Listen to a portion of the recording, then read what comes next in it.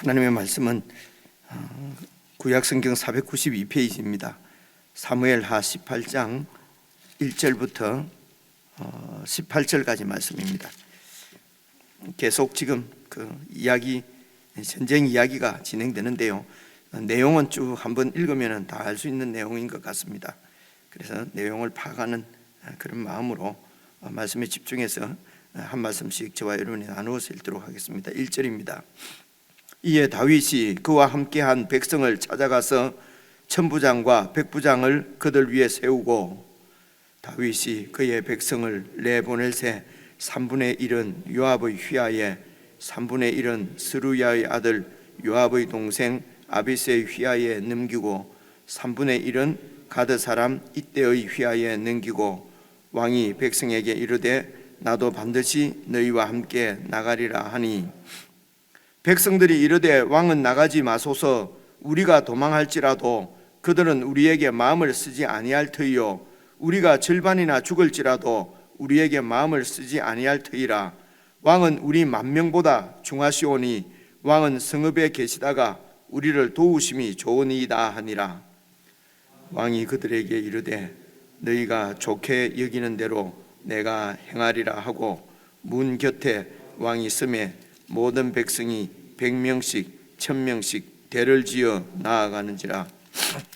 왕이 요압과 아비새와 이때에게 명령하여 이르되 나를 위하여 젊은 압살롬을 너그러이 대우하라 하니 왕이 압살롬을 위하여 모든 군 지휘관에게 명령할 때에 백성들이 다 들으니라.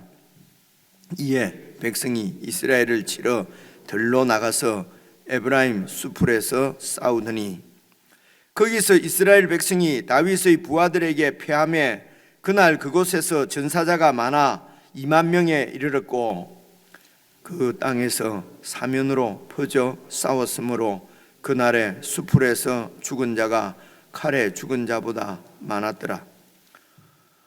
압살롬이 다윗의 부하들과 마주치니라. 압살롬이 노새를 탔는데 그 노새가 큰 상수리 나무 번성한 가지 아래로 지날 때에 압살롬의 머리가 그 상수리 나무에 걸림에 그가 공중과 그 땅 사이에 달리고 그가 탔던 노새는 그 아래로 빠져나간지라. 한 사람이 보고 요압에게 알려 이르되 내가 보니 압살롬이 상수리 나무에 달렸더이다 하니 요압이 그 알린 사람에게 이르되 네가 보고 어찌하여 당장에 쳐서 땅에 떨어뜨리지 아니하였느냐 내가 내게 은 10개와 띠 하나를 주었으리라 하는지라. 그 사람이 요압에게 대답하되 내가 내 손에 은 1000개를 받는다 할지라도 나는 왕의 아들에게 손을 대지 아니하겠나이다. 우리가 들었거니와 왕이 당신과 아비새와 이때에게 명령하여 이르시기를 삼가 누구든지 젊은 압살롬을 해하지 말라 하셨나이다. 아무 일도 왕 앞에는 숨길 수 없나니 내가 만일 거역하여 그의 생명을 해하였더라면 당신도 나를 대적하였으리이다 하니 요압이 이르되 나는 너와 같이 지체할 수 없다 하고 손에 작은 창 셋을 가지고 가서 상수리 나무 가운데서 아직 살아있는 압살롬의 심장을 찌르니 요압의 무기를 든 청년 10명이 압살롬을 에워싸고 쳐 죽이니라. 요압이 나팔을 불어 백성들에게 그치게 하니 그들이 이스라엘을 추격하지 아니하고 돌아오니라. 그들이 압살롬을 옮겨다가 숲풀 가운데 큰 구멍에 그를 던지고 그 위에 매우 큰 돌 무더기를 쌓으니라. 온 이스라엘 무리가 각기 장막으로 도망하니라. 압살롬이 살았을 때에 자기를 위하여 한 비석을 마련하여 세웠으니 이는 그가 자기 이름을 전할 아들이 내게 없다고 말하였음이더라.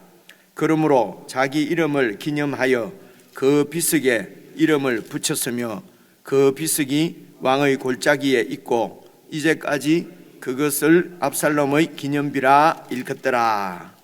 오늘 18절까지 말씀인데요.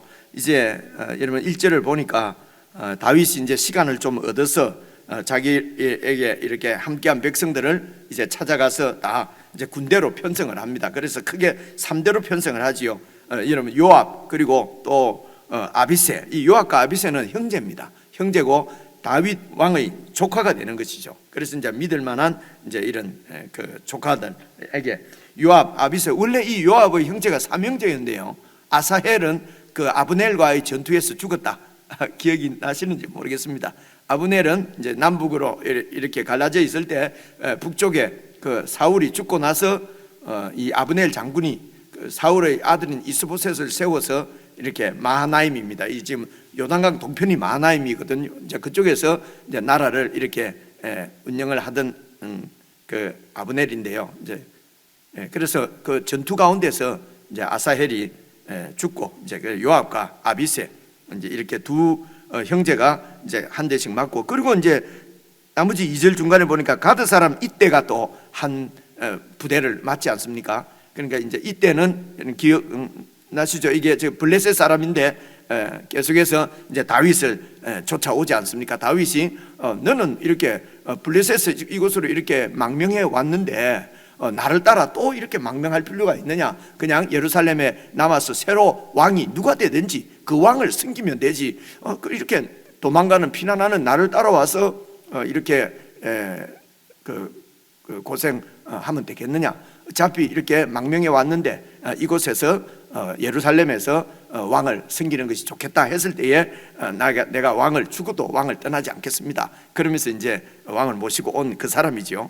그래서 이때가 이제 이방인인데 그렇습니다. 이때가 이제 한 부대를 주로 이렇게 부대를 세 부대로 편성하는 것이 이제 고대 그 이렇게 군사 기본적인 전략이랍니다. 그래서 이제 3대로 편성을 하고, 그리고 이제 왕도 내가 이제 전쟁에 나도 전쟁에 나가서 너희들과 함께 싸우겠다. 그러니까 이제 그 신하들이 그 장군들이 저쪽 그 지금 압살롬 부대에서 노리는 사람은 왕뿐인데 왕이 나가서 혹 이렇게 뭐 상처라도 입게 되면은 그러면은 우리의 이런 전쟁이 아무런 소용이 없으니까 왕은 이렇게 성에 남아서 저희들을 이제 이렇게 도와달라고 이제 그렇게 해서 그 얘기를 듣고 이제 왕은 전쟁에 나가지 않고, 그러면서 여러분 그 5절 보시면은요, 왕이 요압과 아비새와 이때 이제 이 대장군들이지요.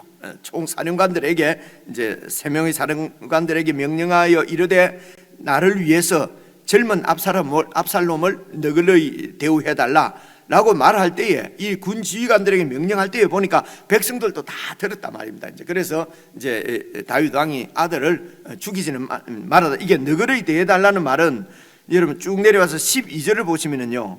12절을 보시면은 그 사람이 요압에게 대답하되 내가 내 손에 은 1000개를 받는다 할지라도 나는 왕의 아들에게 손을 댈 수가 없습니다. 이유는 우리가 들었거니와 왕이 당신과 아비새와 이때에게 명령하여 이르시기를 삼가 누구든지 젊은 압살롬을 해하지 말라. 그러니까 한마디만 이래 한 게 아니고 쭉 말씀을 했는데 이제 5절 같은 경우에는 이렇게 압살롬을 젊은 압살롬을 너그러이 대우해 달라.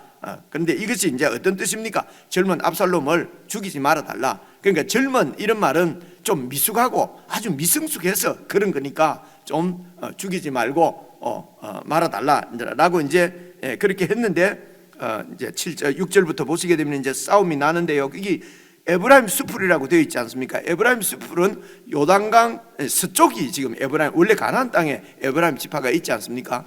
유다 지파가 있고 그다음 베냐민 지파, 그 위에 이제 거의 그 가나안 땅의 중간쯤이 이제 이 에브라임 지파거든요. 그래서 이제 에브라임 수풀이라고 하면은 그 지역을 얘기하는 것으로 이제 여기에 대해서도 이 지역이 사실은 정확하게 어딘지는 잘 알 수가 없습니다. 근데 제가 잠시 말씀을 드리는데요, 이게 이제 쭉 읽어보시면은 이게 아무래도 요단강 동편에 있는 것 같기도 하고요. 이제 이 요단강을 건너서 다윗이 피신을 했으니까요. 어쨌든 이제 그런 것은 이제 학자들이 여러 가지 연구들이 많이 있습니다. 서쪽이라는 분도 있고 동쪽이라는 분도 있고. 그런데 이렇게 이해를 하시면 좋을 것 같습니다. 그 요단강을 중심으로 해서 동쪽이든 서쪽이든 그곳이 이제 좀 숲이 이렇게 울창한 곳이 여러분 오아시스 뭐 이런 얘기도 들어보시지 않습니까? 그죠? 사막에도 그런 곳이 있는데 이제 그 지역에 숲이 좀 울창한 곳이 이제 있습니다. 그래서 이제 그곳에서 전투가 벌어졌다는 것이죠. 그러니까 이 전쟁을 이렇게 전쟁하는 장소를 정한 것은 아무래도 그 다윗의 군사들인 것 같아요. 읽어보시면요. 그러니까 다윗은 그 이렇게 군대를 편성하는 것도 이런 장군들을 그러니까 한마디로 말하면 경험이 많은 노련한 장수들이고, 그죠? 그리고 다윗도 오랫동안 전쟁을 해서 주위에 있는 많은 그 나라들에게 이렇게 그 전쟁을 해서 승리한 그 우리로 말하면은 백전노장이거든요. 그죠? 근데 이제 그야말로 압살롬은 이제 어린 아직 젊은 사람이고, 그리고 압살롬의 군대는 지금 뭐 조금 좀 훈련되지 않는 오합지졸이라고 볼 수가 있습니다. 전체에서 이렇게 군대를 모았으니까요. 그래서 이제 이런 이제 숲을에서 싸우는데, 거기서 보면은요, 계속 7절 안 봐보십시오. 거기서 이스라엘 백성이 다윗의 부하들에게 패했습니다. 그런데 그날 그곳에서 전사자가 많아서 2만 명에 이르렀는데 8절 보시면요, 그 땅에서 사면으로 퍼져서 싸웠기 때문에 그날에 숲을에서 죽은 자가 칼에 죽은 자보다 많았다. 이 말은 이렇게 전쟁을 해서 칼에 이렇게 싸워서 죽기보다도 그 지물이 익숙하지 못한 것이죠. 그러니까 퍼져서 싸웠다면은 이제 이게 그 군대가 명령 체계나 이런 이 작전도 잘 안 통할 것 아닙니까, 그죠? 그래서 그 숲을 지형 때문에, 근데 아마 다윗 군대는 이제 그런 지형들을 잘 이용을 해서 그렇게 해서 이제 이 2만 명이나 죽도록, 그러니까 그 압살롬의 군대가 크게 패한 것입니다. 그래서 이제 이런 지형이기 때문에 9절입니다. 9절 보시면요, 압살롬이 다윗의 부하들과 마주치니라. 압살롬이 노새를 탔는데 그 노새가 큰 상수리 나무 번성한 가지 아래로 딱 지나가는데 이 압살롬의 머리가 나무에 딱 걸린 거죠. 그래서 막 노새는 빠져나가 버리고 그 머리가 이렇게 해서 나무에 이렇게 달려버린 겁니다. 그래서 이제 앞에 6절 7절 이런 말씀이 나오는 것은 그 지형 자체가 이 바보같이 가다가 보고도 그런 것이 아니고, 지형 자체가 이게 그 막 숯불이 울창해서 전쟁하기가 참 곤란한 그곳인데, 그래서 이제 이렇게 노새를 타고 달려가다가 그 나무 가지에 머리가 걸린 것이죠. 이제 그렇게 해서 이제 달려 있는데, 그래서 어떤 장군이 요압 대장군에게 가서 이렇게 이제 이 압살롬이 그렇게 상수리 나무에 걸려 있습니다. 이제 생포하면 됩니다. 라고 했는데 왜 죽이지 않았느냐, 그렇게 하지 않습니까? 그러니까 방금 우리가 읽은 대로 왕이 죽이지 말라고 했지 않습니까? 그런데 이제 이 요압은 가서 여러분 14절을 보시면요, 요압이 이르되 나는 너와 같이 지체할 수 없다. 나는 다윗의 명령을 받을 수 없다. 왕이 명령해도 내가 생각할 때는 이 요압이 생각할 때는 이 압살롬 반역자를 살려두면 언젠가 또 반역하지요. 그죠? 이제 일반적으로 우리가 생각할 수 있는 생각을 해보십시오. 그리고 또 이런 이제 이 반역자인데, 그런데 만약에 살아서 이제 다윗의 왕자로 계속 있게 되면은 다음 왕위를 계승할 수도 있지 않습니까? 그러면은 자기는 어떻게 되겠습니까? 그죠? 그 다윗 왕국에서 자기 자리가 아주 위태로워지지 않겠습니까? 그래서 후환은 제가 하는 것이 낫지요.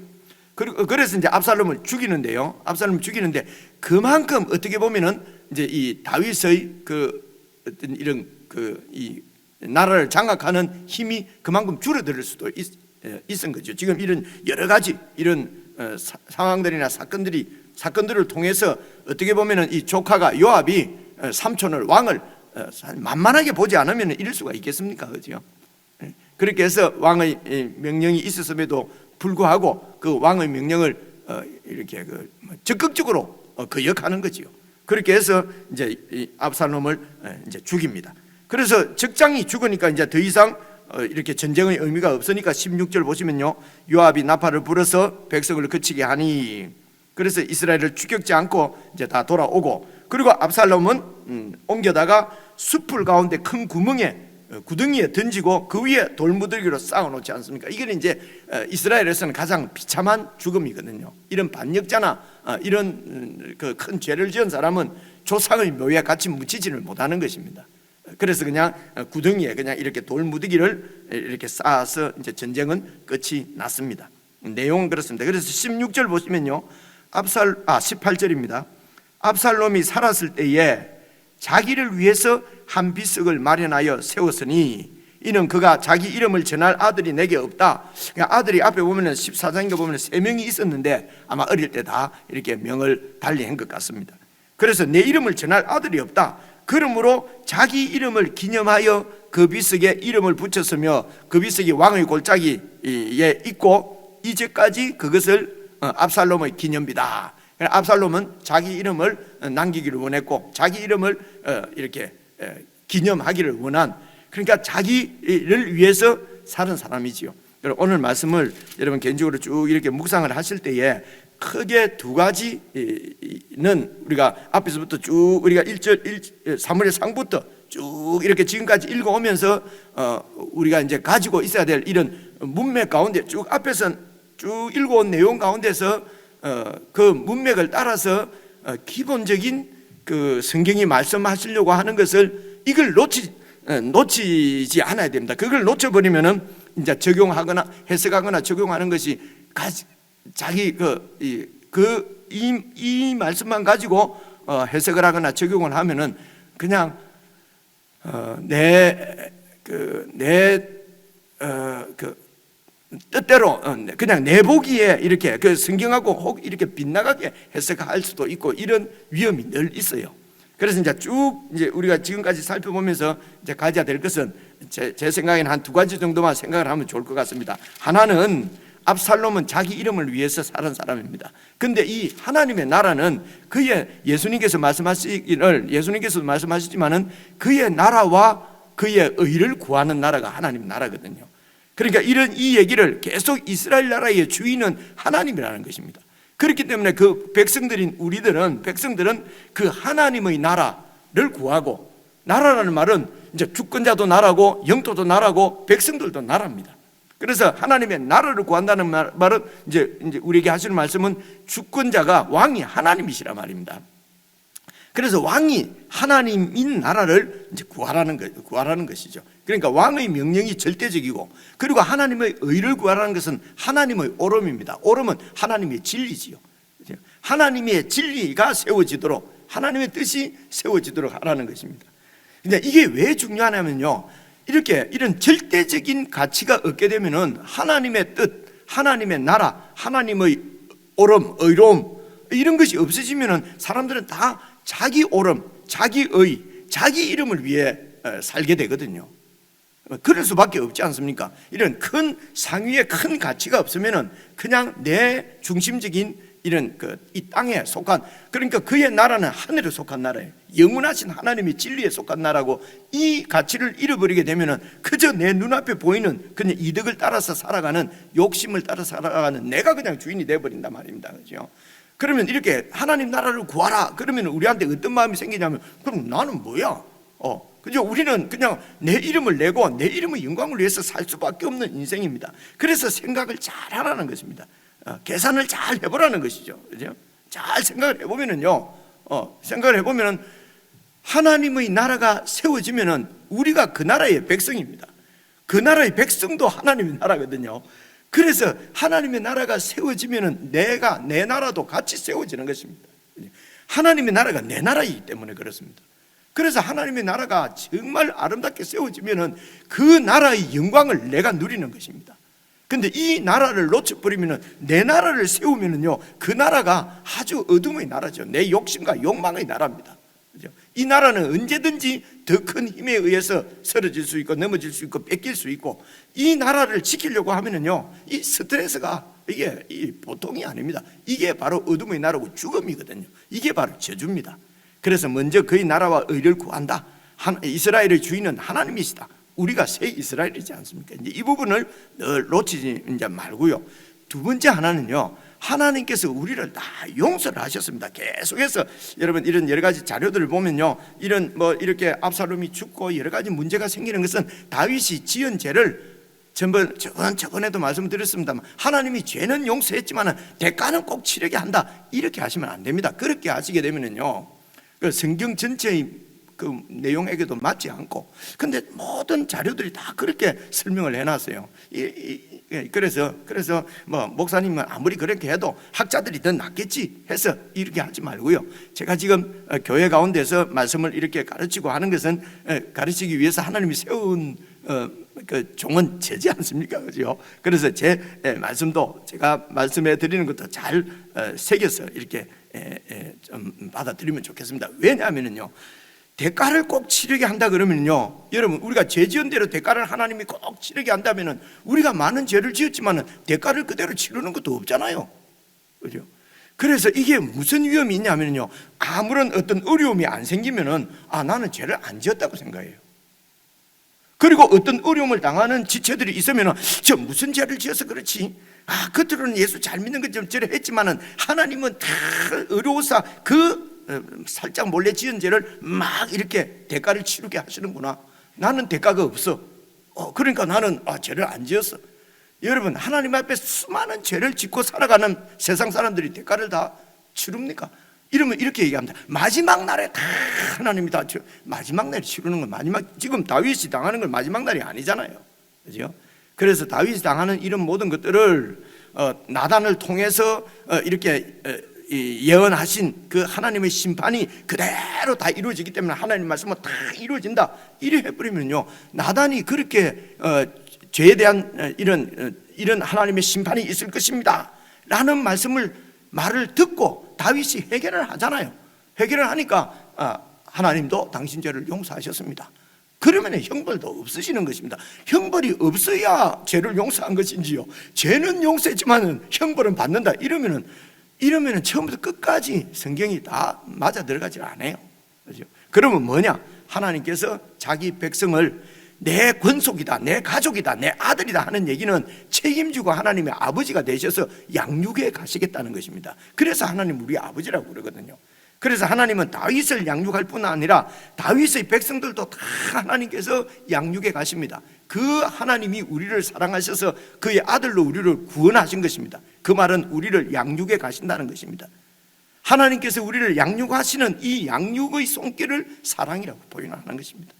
그래서 그 양육하시는 손길은요, 언약이라는 말은 예수 그리스도 안에서 우리와 언약을 맺은 것입니다. 예수 안에 있는 자는 내 백성, 내 아들로 삼겠다는 것입니다. 그래서 저와 여러분은 원래는 하나님의 아들이 아니었는데 하나님의 아들이 된 것이죠. 그래서 양자가 되었다는 것입니다. 하나님의 이제는 아들입니다. 근데 보통 양자는 스자 취급당하고 뭐 이렇게 무시당하는데 하나님은 우리를 예수님과 똑같은 상속자로 세웠다고 에베소서 1장에도 분명히 말씀을 하고 있거든요. 그래서 이제 우리는 하나님의 아들입니다. 하나님께서 우리를 양육해 가십니다. 그래서 때로는 그냥 보시기도 하시고, 때로는 매를 치시기도 하시고, 때로는 내가 지은 죄가 얼마나 큰 죄인지를 알게 하시려고 눈앞에 보이게 하십니다. 여러분, 그래서 내를 깨닫게 해서 다윗을 깨닫게 하기 위해서, 다윗을 벌주기 위해서 그래 안 하려고 하는 압살롬을 막 이렇게 막 반역의 마음이 나오게 만들고, 그렇게 안 하려고 하는 암논을 막 충동질해서 하나님이 강간하게 만들고 이래 하는 게 아니거든요. 암논이 강간하는 것이나 압살롬이 이렇게 아버지까지도 반역하고 형을 죽이는 것도 다 하나님의 나라를 구하지 않는, 그렇죠? 내가 주인인 인생의 그 죄의 모습을 적나라하게 보여주시는 것입니다. 이런 죄인들을 하나님이 자기 백성 삼으시고, 지금 신약에서는 예수님 안에서 구원하셔서 자기 아들로 삼으시고 우리를 양육해 가시는 것입니다. 이렇게 하시면은 이게 이제 로마서 8장 29절인가 나오는 그 말씀입니다. 하나님을 사랑하는 자는 어떤 사람입니까? 곧 하나님의 뜻대로 부르심을 입은, 그리스도 안에서 부르심을 받은 저와 여러분 같은 이런 하나님의 자녀들은 이 세상에 일어나는 모든 일들을 통하여서, 모든 일이 합력해서 선을 이룬다는 말은 유익이라는 말입니다. 영어로는 굿이라고 그래요. 유익을 이룹니다. 어떤 유익입니까? 우리에게 영적인 하나님의 자녀로 양육하는데 유익을 이룬다는 뜻입니다. 유익을 이룬다는 말이 세상에 이게 전화위복 이런 얘기가 아니거든요. 아닙니다. 그래서 하나님이 우리를 사랑하신다, 우리를 양육하시는 것입니다. 그래서 이제 이런 말씀에서 이렇게 잘 보십시오. 보시면요, 그렇게 용서 못한 압살롬을 이제 그러나 반역을 일으킨 아들이지만은, 반역을 일으킨 아들이, 여러분, 우리가 하나님을 떠난 것도 아담이 이 선악과를 따먹은 것도 하나님 앞에는 이 반역이거든요. 그래서 죄의 이번 핵심적인 죄의 본질은 하나님에 대한 반역입니다. 아버지를 반역하는 압살롬, 그 압살롬을 이제 여러분, 그 반역이 얼마나 다윗의 마음을 상하게 해서 3년 동안도 불러오지 않는데, 그런데 요압이 막 이렇게 무슨 지혜로 여인을 보내고 어떻게 해서 마음을 풀어가지고 데리고 오잖아요. 압살롬을 예루살렘에 데리고 왔는데도 2년 동안 보지를 않아요. 그죠? 얼마나 마음이 상합니까? 그래도 압살롬은 내 아들이거든요. 그죠? 그래서 내 아들은 죽이지 말아달라. 그렇게 해서 어떻게 살려서 와서라도 다시 또 다윗도 양육을 하려고 하는 것이죠. 새로 자기처럼 그렇게 하나님 앞에 회개하고, 그죠? 자기처럼 막 침대에 막 눈물을 쏟아서 완전히 회개해서 새로운 사람으로 거듭나서, 그리고 그 날을 맡으면 되죠. 자기도 그런 압살롬보다도 더한 죄를 지었지 않습니까? 이런 아버지의 마음을 갖고 있었지 않을까 생각이 됩니다. 그죠? 그런데 이제 압살롬은 이 나라가 평온하려고 하면은, 이 나라가 그냥 평안하게 가려고 하면은, 왕께서는 자기 아들이니까 저런 식으로 마음이 약해서 저러지만은, 이 나라를 위한 길은 저 압살롬을 처단하는 것이다. 이 나라를 위해서 내가 악역을 맡겠다. 아주 충성스러운 마음일 수도 있습니다. 그죠? 이런 나의 옳음보다도 더 옳은 것은 왕의 옳음입니다. 내 이런 생각이 아무리 옳게 느껴져도 왕의 뜻이, 왕의 나라를 구하는 것이 이게 충성이거든요. 그런데 요압은 왕께 충성하고 그건 이스라엘에 충성한다고 하는 짓입니다. 압살롬을 죽이는 건요. 요압의 생각은 압살롬을 제거해야만 이 나라가 평온하고 우리 왕의 왕권이 세워질 거라는 것입니다. 이런 확실한 자기의 뜻, 확실하게 맞는 자기의 뜻도 왕의 명령에 꺾고 굽히고 왕의 명령에 순종하는 것이 십자가거든요. 근데 우리는 내 생각이 이것이다 맞으면은요, 어지간해서는 자기 생각을 뜻을 굽히지 않습니다. 그렇죠?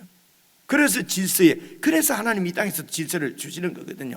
목사가 무슨 여러분들보다 낫겠습니까? 그런데도 질서를 그렇게 세우신 것입니다. 아니, 무슨 아내가 남편보다 나은 사람이 훨씬 많지요.